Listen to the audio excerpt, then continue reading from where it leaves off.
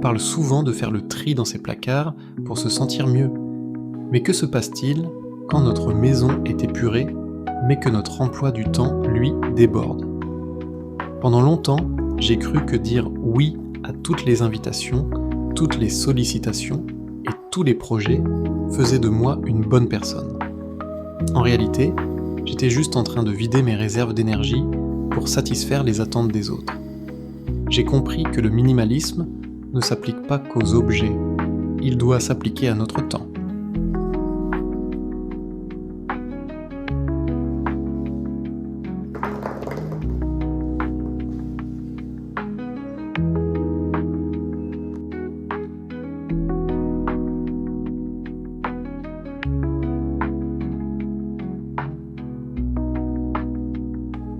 Bonjour et bienvenue sur The Simple Cure.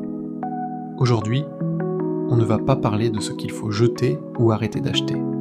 On va parler de la chose la plus précieuse que vous possédez, votre énergie, et de l'art puissant d'apprendre à dire non.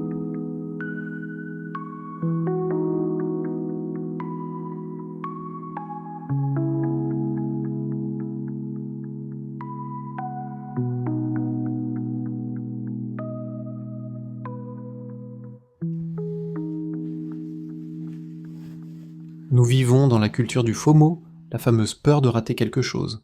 On accepte un dîner alors qu'on est épuisé de sa semaine, on répond présent à une sortie par pure culpabilité sociale. Chaque oui prononcé à contre-cœur est en réalité un non que vous dites à vous-même, à votre repos, à votre silence.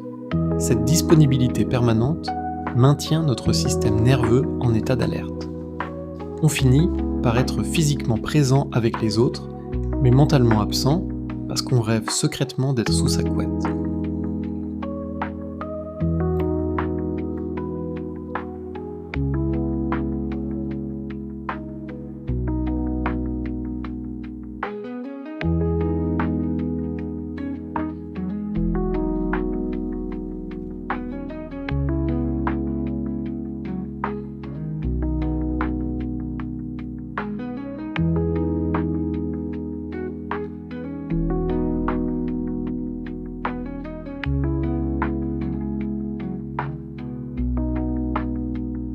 L'antidote à cela, c'est le JOMO, The Joy of Missing Out, la joie de rater les choses.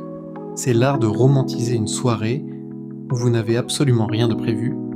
C'est le fait de regarder votre téléphone un samedi soir, de voir que les autres sortent et de ressentir un immense soulagement à l'idée d'être chez vous, au calme.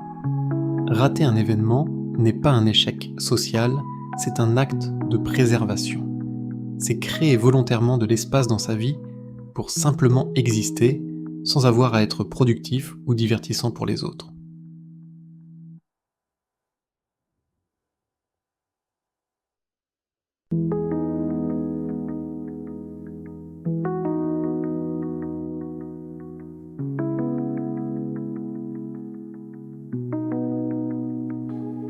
Mais comment dire non sans froisser son entourage ?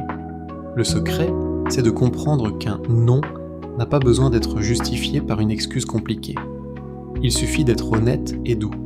Dire « Merci d'avoir pensé à moi, mais je n'ai pas l'énergie nécessaire ce week-end. J'ai besoin de me reposer. » Les personnes qui vous aiment vraiment comprendront toujours ce besoin de ralentir. Les autres, ceux qui s'en offusquent, ne respectent de toute façon pas vos limites.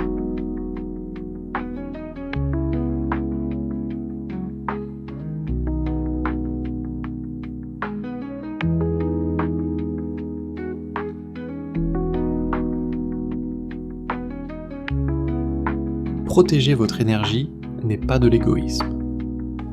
C'est une nécessité vitale pour pouvoir ensuite offrir la meilleure version de vous-même à ceux qui comptent vraiment. La prochaine fois que vous hésiterez à accepter une invitation, demandez-vous, est-ce un oui de désir ou un oui de culpabilité ? Et vous, avez-vous du mal à dire non ? Partagez votre expérience en commentaire, je lis tout. Prenez soin de vous et de votre temps.